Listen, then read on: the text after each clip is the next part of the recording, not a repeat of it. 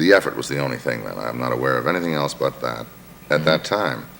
Now in peacetime or something, I imagine it's a wholly, After Point Blank and The Dirty Dozen, Lee Marvin became one of Hollywood's toughest and most recognizable stars. Audiences saw him as a fearless screen legend who stood beside the biggest names of the era with effortless confidence. But behind the cameras, that image of Hollywood brotherhood was far from reality. According to stories that later resurfaced, Marvin carried deep resentment toward several powerful actors. Men who were supposed to be allies, yet became rivals, enemies, and sources of constant tension. Some of these feuds grew so bitter that studios quietly avoided placing certain stars together again, fearing explosive clashes that could derail productions and damage reputations. And among all the names linked to Marvin's anger, one stood above the rest. John Wayne, the Hollywood icon Lee Marvin allegedly could not stand. John Wayne reportedly topped Marvin's list of Hollywood enemies, and the reasons went far beyond ordinary professional rivalry. Their conflict wasn't built on gossip or ego alone. It struck at something deeply personal to Marvin.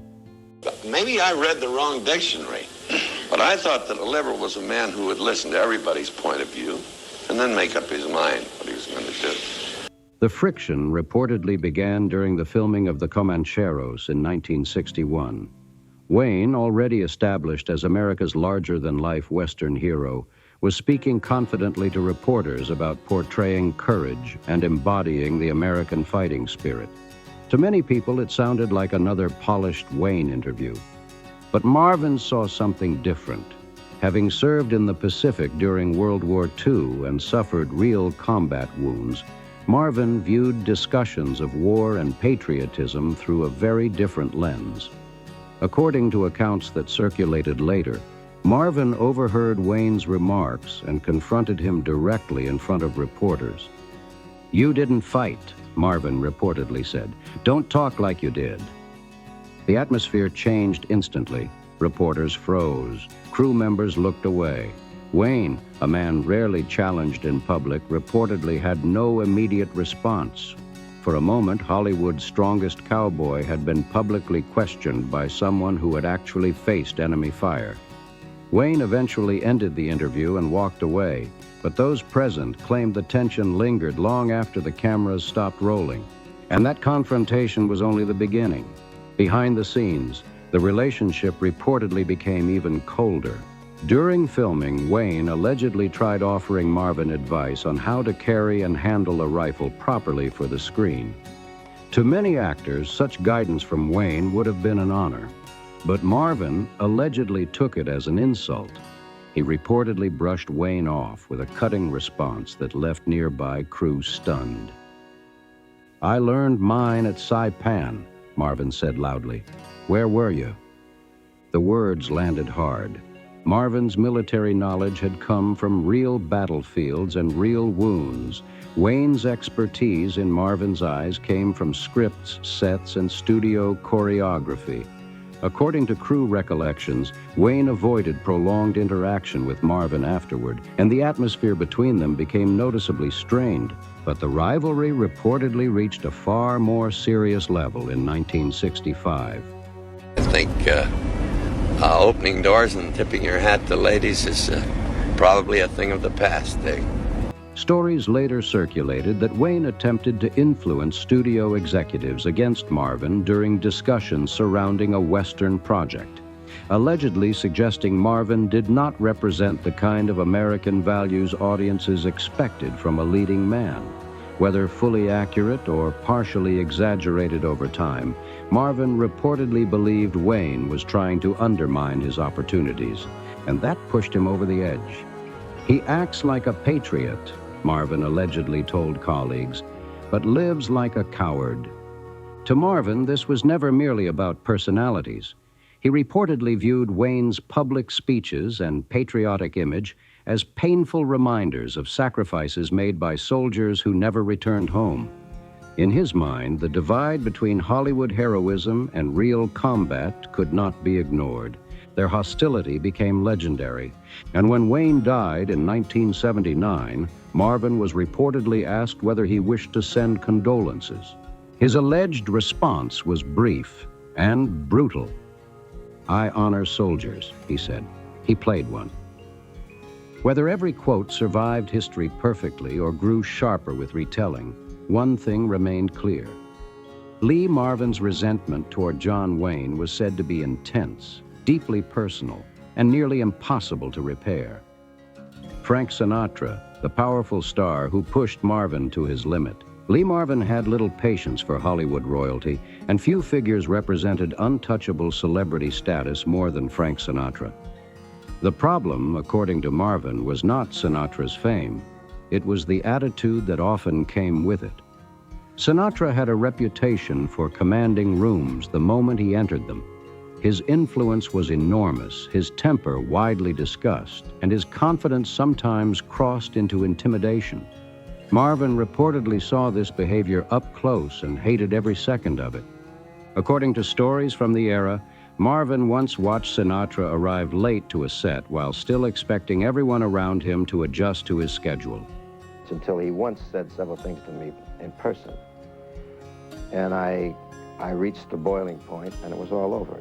Crew members rushed to accommodate him while Sinatra allegedly barked instructions and criticism with little patience. Marvin, never known for diplomacy, finally confronted him. "You think just because you show up," Marvin reportedly said, "the world owes you everything?" Sinatra fired back instantly. "At least I don't scream my lines," he replied, "like I'm still in boot camp." The exchange only deepened their dislike. Their tension reportedly intensified during discussions surrounding the Dirty Dozen. Sinatra had been connected to the project before ultimately backing away, and Marvin was not shy about sharing his opinion. To Marvin, leaving a production after commitments had been made reflected exactly the kind of Hollywood privilege he despised. Lee Marvin never softened his opinions about Frank Sinatra. If anything, the resentment only grew stronger with time. According to stories that circulated among Hollywood insiders, Marvin once told crew members exactly how he felt about Sinatra's personality. "Sinatra is scared of real men," he reportedly said. "That's why he couldn't handle being in the same scene with us." The remark was harsh, but it reflected something deeper than simple dislike. Marvin believed Sinatra represented everything wrong with Hollywood celebrity culture: power, ego, and a belief that rules applied differently to certain stars, and Marvin had little patience for any of it. When Sinatra later passed away, Marvin reportedly still had no interest in offering sentimental praise. I've always admired people who are gentle and who have great patience. And apparently what I've done is, without knowing it, is I've aped these people and begun to follow that kind of line. Those who asked for his reaction allegedly received an answer just as cold as the feud itself. "Sinatra," Marvin said, "was the guy who thought the world owed him a round of applause just for walking into a room. That's not the kind of man I respect." Whether every quote survived perfectly through the years or became sharper through retelling, one theme remained consistent. Their conflict was never merely personal. It was ideological. Marvin admired toughness built through hardship, discipline, and earned respect.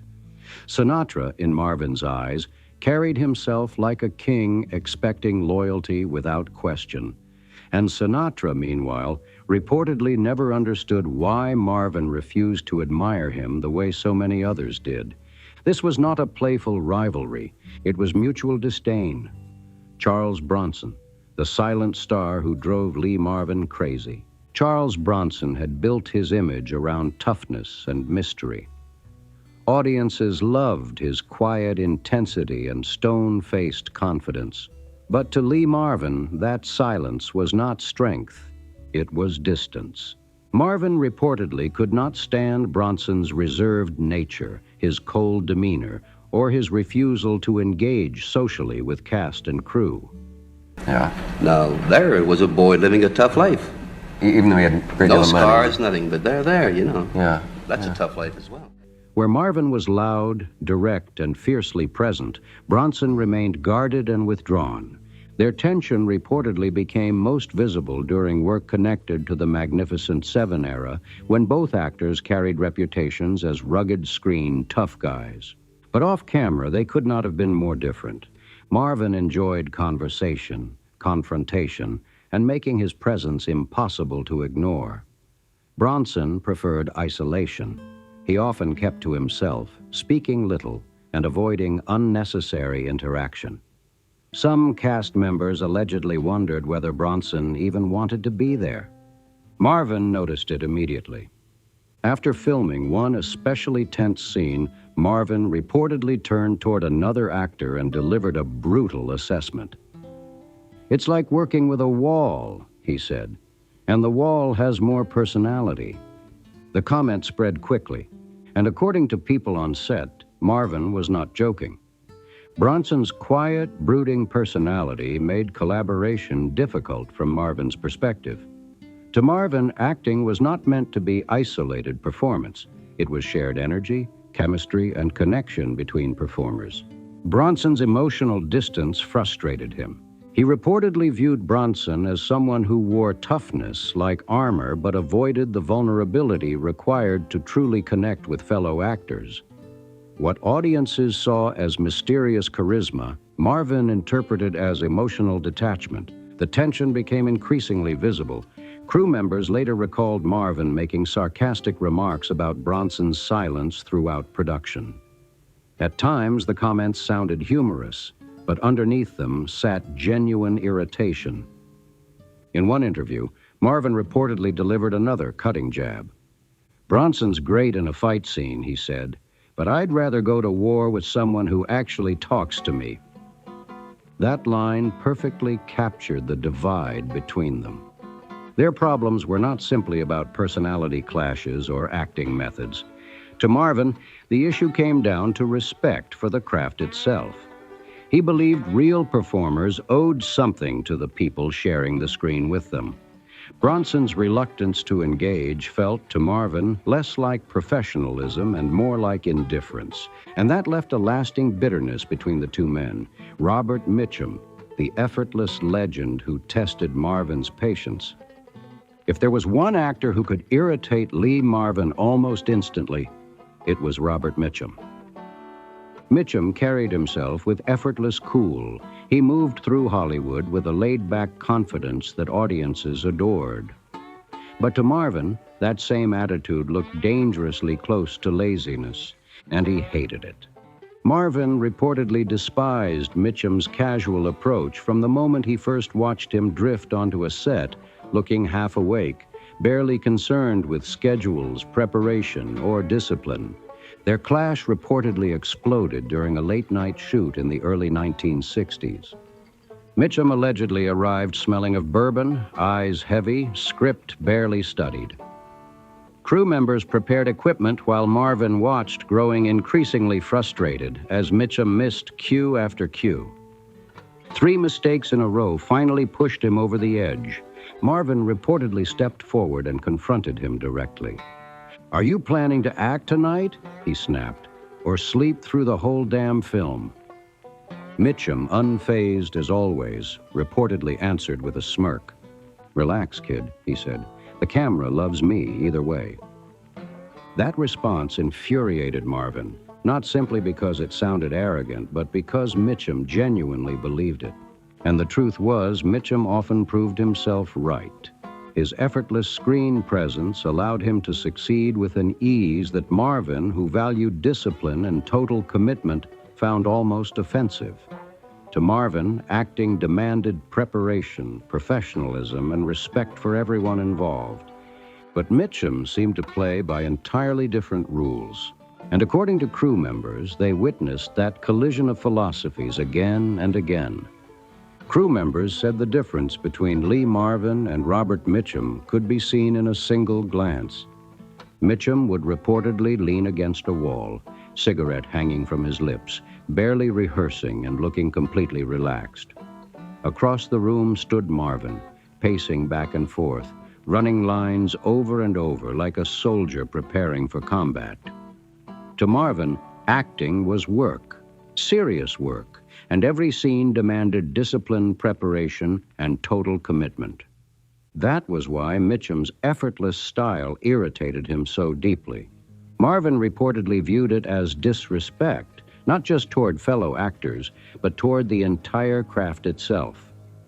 And eventually, that frustration boiled over. The most explosive confrontation allegedly happened during a Hollywood party attended by actors, producers, and powerful studio figures. What started as casual conversation quickly turned into public humiliation. Marvin, already frustrated by Mitchum's reputation for coasting through productions, confronted him directly. "Your whole career looks like you're sleepwalking," Marvin reportedly said. The room went silent, but Robert Mitchum was not a man easily rattled. Without hesitation, he reportedly fired back. "At least I don't bark every line like I'm back in boot camp." The tension was instant. Guests froze mid-conversation. Drinks paused halfway to lips. Nobody wanted to step between two men whose reputations were built on toughness and confrontation. And within days, Hollywood had heard the story. The exchange spread across studio lots and private parties alike, feeding a rivalry that grew colder with every passing year. Their philosophies were simply too different to reconcile. Marvin believed excellence came from effort and discipline. Mitchum trusted instinct and natural charisma.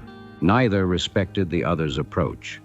And by the later stages of their careers, one thing had become clear throughout the industry. Lee Marvin and Robert Mitchum would never share warmth, friendship, or another comfortable moment together. Yul Brynner, the self-crowned king who clashed with Lee Marvin. Lee Marvin had little patience for Hollywood politics, but what irritated him even more was arrogance, especially the kind he believed was carefully manufactured. And when it came to Yul Brynner, Marvin reportedly saw exactly that.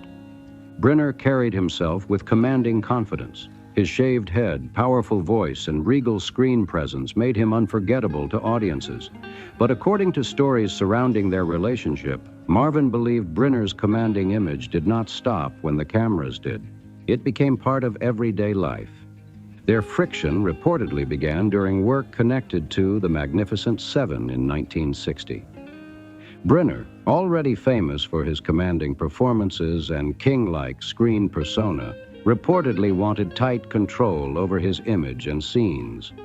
Marvin, who preferred blunt realism and disliked vanity, found the behavior exhausting almost immediately. According to accounts from the production, Brynner pushed for frequent script adjustments and sometimes sought additional dialogue or stronger moments for his character. Whether driven by artistic vision or personal pride, Marvin allegedly saw something entirely different. He saw ego, and Marvin rarely hid what he thought. "You're not the king of the set, Yul," he reportedly snapped during one disagreement. "You're just a guy with a big ego and a bald head." The insult landed hard. Brynner, proud and intensely protective of his image, reportedly did not take criticism lightly. And from that point forward, the atmosphere between the two actors grew increasingly tense. But their most notorious clash reportedly came over something few outsiders would expect. Lighting. Brynner was known for paying close attention to how scenes were framed and photographed. He allegedly requested adjustments to lighting and camera angles to ensure his appearance matched the powerful image audiences expected. To Marvin, the delays became unbearable. After yet another pause to reposition lighting, Marvin reportedly lost patience. "You're not acting," he said. "You're just waiting for the spotlight to hit you right." This was not playful teasing. According to crew stories, Marvin meant every word. He believed Brynner's obsession with presentation distracted from the story itself. In Marvin's eyes, acting should come first, not image, not vanity, and certainly not royal theatrics. The hostility between them reportedly lingered long after filming ended. As future productions circulated through Hollywood, stories claimed Brynner and Marvin were never seriously paired again. with Marvin making little effort to hide his refusal to work comfortably alongside someone he viewed as more concerned with appearance than authenticity. Whether every quote and confrontation unfolded exactly as remembered or became larger through decades of retelling, one thing is undeniable. Lee Marvin left behind a reputation as one of Hollywood's most fearless and outspoken stars.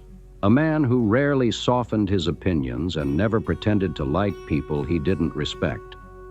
And those rivalries became just as legendary as the films themselves.